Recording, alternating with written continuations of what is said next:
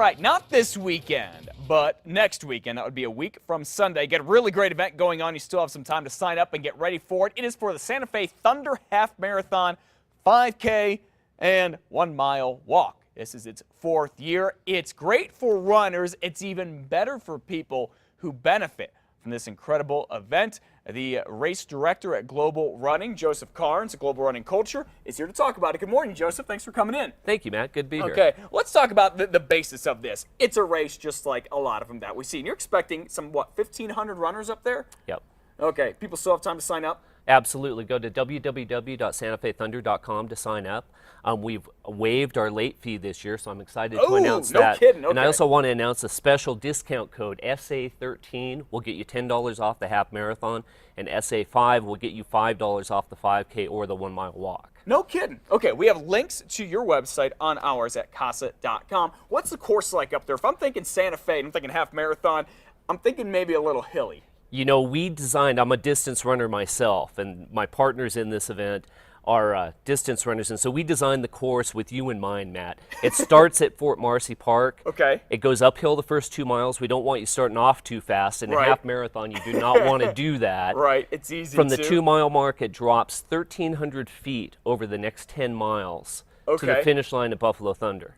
So it's a point-to-point course. It's a downhill course. It drops a net 1,000 feet. Okay. So it's a cruiser, and you barely even notice the downhill. It's a gradual downhill. Okay. So it's a perfect course, especially at altitude. We're at 7,000 feet in Santa Fe, so we want to do what we can to help the runners have a great time. Okay, and you expect some pretty good runners to be up there, too. You know, this is the 4th year. Our first 3 years in both the men's and the women's event, the winner has broken the state record in the half marathon. No kidding. Every year, and we're expecting that again this year. The men's winner ran 1 hour and 2 minutes last year. That's like 4:50 pace. Yeah, if you're not into running, 1 hour, 2 minutes for a half marathon is ridiculously fast. It's amazing to watch. Okay, so I can geek out on all this running stuff with you, but I want to talk about a couple other things. One reason to do it are these things. You know, usually you run races, you get kind of these mass-produced medals, and they're nice. They're nice to have, but you have handmade, what are going to be handmade artifacts here made by natives in New Mexico that you're helping out. Absolutely. We work with artists around the state to produce handmade. There's 180 of these that are handed out 3 deep in 15 age groups in both the 5K and the half marathon. So there's going to be a lot of people going home with handmade unique pieces of New Mexico art. These are awesome. And so some of the money when you pay your entry fee goes to put these natives to work. Absolutely. To support the local economy. Absolutely. And the other thing you all do with the money, this is awesome. It's a solar-powered reading light, and you take these to parts of New Mexico and even to parts of Kenya to help out people. How does this whole program work? You know, we started a 501c3 nonprofit. We're 100% volunteer. We have programs in 3 communities where running is a vital part of the local culture. In Kenya, where my partner Abraham Kolske is from, in Copper Canyon, Mexico, where the Tarahumara Indians, the greatest ultra-distance runners in the world, are from, and here in northern New Mexico. So a lot of these kids growing up, our mission is to improve the lives of youth through the powers of sports and education. A lot of these kids grow up without any electricity at all. And so one of the things we've done is partnered with the nonprofit group that makes these lights, and we brought over 200 of them to Kenya and to Mexico.